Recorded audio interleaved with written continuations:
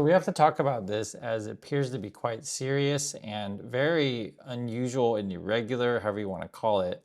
It says classified whistleblower complaint about Tulsi Gabbard stalls within her agency. And my first reaction was basically, how do you investigate your boss effectively, right? This is a complaint about Tulsi. Okay. Congress hasn't seen the complaint, which was filed 8 months ago within the U.S. Intelligence Community's Watchdog Office. 8 months ago. And I guess this thing is such a problem, not many people have seen it because it's effectively classified, right? So, what kind of secrets are we talking about? A U.S. intelligence official has alleged, okay, so we don't know exactly what it is, but alleged wrongdoing by Director of National Intelligence Tulsi Gabbard in a whistleblower complaint that is so highly classified, it has sparked months of wrangling over how to share it with Congress, according to the officials and others familiar with the matter. So the issue would be, for example, let's say a whistleblower came out and it's like, how did you get said information? Who told you said information? That could lead to all sorts of really sensitive things, right? Like how we do our intelligence gathering, or does it involve agents undercover? Like how do we know certain things? So you only want to show, and then the other thing is too, I guess another way you could put it is like, maybe some people are compromised, Tulsi or others, and you're kind of worried, like, who can I show this to? I'm going through it, and that's like the first thing that really came to my mind. The filing of the complaint has prompted a continuing behind-the-scenes struggle about how to assess and handle it, right? The same thing I'm thinking about, this is what they're writing about. With the whistleblower's lawyer accusing Gabbard of stonewalling the complaint. Okay, so you have a whistleblower is accusing that Gabbard's doing something wrong, and then I guess Gabbard's trying to stop it, supposedly. Gabbard's office rejects that characterization, so they're going to argue and disagree, contending it is navigating a unique set of circumstances and working to resolve the issue. A unique set of circumstances. Okay, what is unique? A cloak and dagger mystery reminiscent of a John le Carre novel is swirling around the complaint, which is said to be locked in a safe. Okay, so someone wrote a complaint against Tulsi, and then not many people have seen it, and then they locked it away. Huh, so where's this safe? Disclosure of its contents could cause, quote, grave damage to national security. And that's when I wanted to talk with you guys about this, because this is highly irregular. I mean, everything about the Trump people is irregular, but something like this is really, really unusual. It also implicates another federal agency beyond Gabbard's. Okay, so what agency could that be? It's got to be someone leaking information or something. My guess would be international, right? So it'd be another country involved. That just a guess. You never know with this stuff. Raises potential claims of executive privilege and may involve the White House. God, I mean, I'm just thinking. I don't know. The complaint was filed last May, so it's a long time ago, with the intelligence community's inspector general, according to November letter that the whistleblower's lawyer addressed to Gabbard. Okay, so the whistleblower had the lawyer, I guess, the whistleblower's lawyer addressed to Gabbard, to her. Okay. The letter, which was viewed by the Wall Street Journal, so we don't have the letter yet. The journal's seen it, but we haven't seen it, accused Gabbard's office of hindering the dissemination of the complaint to lawmakers, okay, by failing to provide necessary security guidance on how to do so. So this thing's so sensitive, and they're just kind of like, how do we share said information? What can we share? What can't we share? And then I guess Gabbard's office will be like, well, maybe slow walking, I guess. They use the word stonewalling in here, but it could be a slow walk. Whether or not Gabbard has any intention of ever letting this complaint come forward, but if the complaint's about her, I mean, let's see what it says. Okay, in a statement, a spokeswoman for Gabbard's office confirmed the complaint concerned Gabbard, but dismissed it as, quote, baseless and politically motivated. Huh. And then when in doubt, they always go to that. You're just playing politics. You just hate Tulsi, or you just hate Trump. That's what they usually say. But I mean, not many people have seen this, so it's hard to really know. The whistleblower's lawyer, Andrew Bakaj, and Gabbard's office also disagree, of course there's a good disagreement, on whether the Inspector General had made any determinations about the credibility of the complaint. Okay, because you'd want a third party to come in and to rate this, right? And then you have to remember too that Trump is putting a lot of pressure on inspector generals and such. And remember, they want to fire as many basically watchdogs. It'd be the Trump people want to fire watchdogs, and basically it's like the Joker wanted to fire Batman. Effectively, the easiest way to understand it, right? The mafia wants to fire the cops. It's been like that for a while, huh? Okay, a representative for the Inspector General said the office had determined a specific allegations against Gabbard weren't credible, while it couldn't reach a determination on others. Okay, so some of the things, I'm just reading what it says. The representative for the Inspector General said the office had determined specific allegations against Gabbard were not credible, while it couldn't reach a determination on others. So there's some that maybe not credible, some others, okay?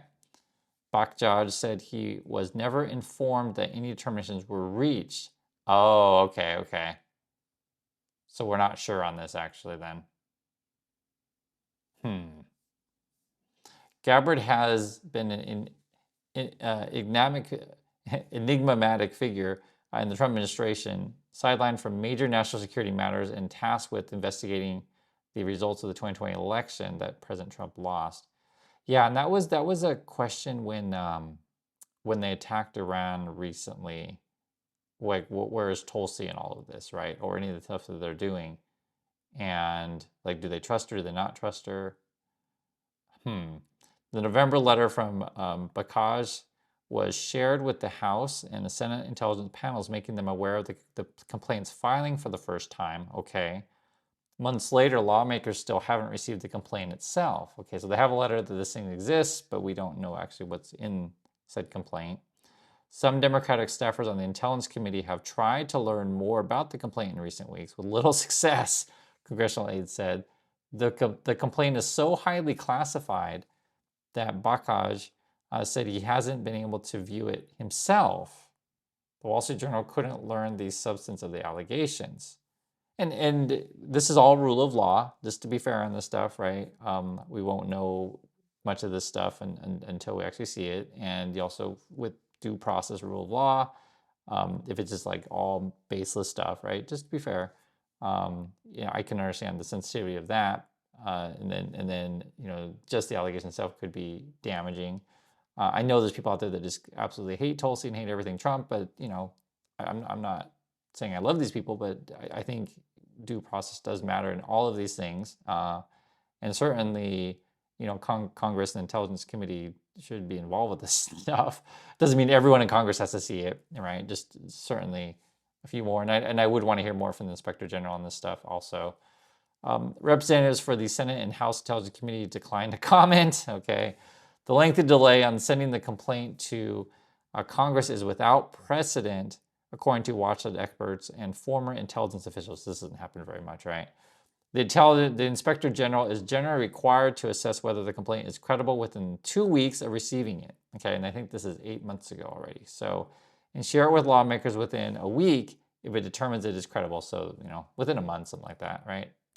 An employee alleging wrongdoing is allowed to share the complaint directly with congressional intelligence committees as long as the Director of National Intelligence provides instructions on how to securely transmit it. And see, there obviously is the problem. What if you're complaining about the person who's like telling you how you're supposed to complain? It's like I said, complaining about your boss, basically. There is no requirement for a precise timeline in doing so, but typically the process occurs within a matter of weeks, the officials expert says. Gabbard answered written questions about the allegations from the Inspector General's office, a senior official at the spy agency said, that prompted the acting Inspector General at the time, Tamara Johnson, to determine the allegations about Gabbard weren't credible, the official said. Okay. Johnson remains employed at the agency, which didn't make her available for an interviews. Okay, so you can't talk to these people at all. The complaint includes a separate allegation about, quote, an office within a different federal agency, upon which the watchdog's office able to make credibility determination. The representative wasn't yeah. So the other agency, the watchdog's office, wasn't able to make the credible determination. I understand. So there's two agencies involved, and they're saying that we don't know about on the other one. The Wall Street Journal couldn't determine the identity of the other federal agency. Okay. Gabbard provided her staff with required guidance to support the eventual transmission of the appropriate details to Congress, the spokesman said. So just to be fair, at least what they're saying is, looks like the Inspector General said some of the stuff against Gabbard, right, maybe not credible, but we don't know about the other part. No one else has seen this stuff. And then the lawyer was saying that they hadn't heard anything from the Inspector General. Because the whistleblower's lawyer previously advised a CIA intelligence officer who in 2019 filed a complaint that sparked the Trump's first impeachment. Okay. From my experience, it is confounding for Gabbard's office to take weeks, let alone 8 months, to transmit a disclosure to Congress. And this is why it's a problem, because it's like, why are you taking so long? So as a chief legal counsel at a whistleblower aid, amid the limbo, Gabbard complaint has been locked in a safe in the office, which is strange. A person familiar with the matter said, ask about the safe. We're talking about safes here. The Inspector General representative said, quote, some complaints involve exceptionally sensitive materials necessitating special handling and storage requirements. This case is one of them. And that's where really the news story is, I think, is like, well, what is in this thing that is so sensitive? I mean, obviously they can't tell us. We should have a ballpark figure. At least someone in Congress should know. Some of the material in the complaint is also, quote, marked as attorney-client privileged and could be subject to, quote, executive privilege. Oh, God. Which generally refers to the power of the president. I mean, you can tell how a nightmare this stuff is. To withhold confidential information or private discussion from Congress or Judicial Branch Inspector General's office said, the Inspector General received a complaint under a statute through which intelligence community employees and contractors have filed around a dozen such, quote, urgent concern allegations each year in recent years, according to the review. So this does happen. Maybe sometimes we just don't hear about it in this way. In 2019 whistleblower complaint, a CIA officer alleged that Trump sought to use powers of his office to push Ukraine to investigate Democrat Joe Biden. You guys remember this thing. The Democratic-controlled House voted to impeach Trump over the issue, but the GOP-controlled Senate declined to convict him, so then that played out across party lines, unfortunately. That's just how the game is played. Days after Trump returned to the presidency in January of 2025, he fired a raft of inspector generals, right? So that was talking about before, which Democrats said was an effort to purge the administration of independent watchdogs to conceal wrongdoing. Last year, Gabbard also fired acting counsel in the Intelligence Community's Inspector General's office, IC. So that office has been gutted also. That's why it's hard to trust anything that the Trump people are up to. They just fire anyone. And appointed a senior advisor within the office who reported directly to Gabbard. Democrats said the moves violated the law. Dang. In October, the Republican-controlled Senate confirmed a new Intelligence Community Inspector General, Christopher Fox, on a 51-47 vote. No Democrats voted for Fox, who served as an aide in Gabbard in a role as a spy chief before taking the oversight job. So that's what's going on. We have again, the headline then, classified whistleblower complained about Tulsi Gabbard stalls within her agency.